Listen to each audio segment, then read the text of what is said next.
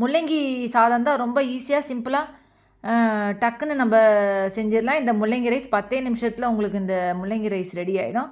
ஈஸியாக நம்ம லஞ்சுக்கும் நீங்கள் எடுத்துகிட்டு போகலாம், இல்லைனா ஆஃப்டர்நூன்லேயும் இதை வந்து செய்யலாம். இப்போ வீடியோக்குள்ளே போயிடலாம். இன்க்ரீடியன்ஸ் பார்க்கலாம். அரிசி எடுத்து வச்சுருக்கேன். இது வந்து முள்ளங்கி, இது வந்து கடுகு, உளுத்தம்பருப்பு, கடலைப்பருப்பு, வேர்க்கடலை, முந்திரி, வெங்காயம், பச்சை மிளகா, மஞ்சப்பொடி, மல்லித்தூள், கருவேப்பிலை, கொத்தமல்லி, உப்பு.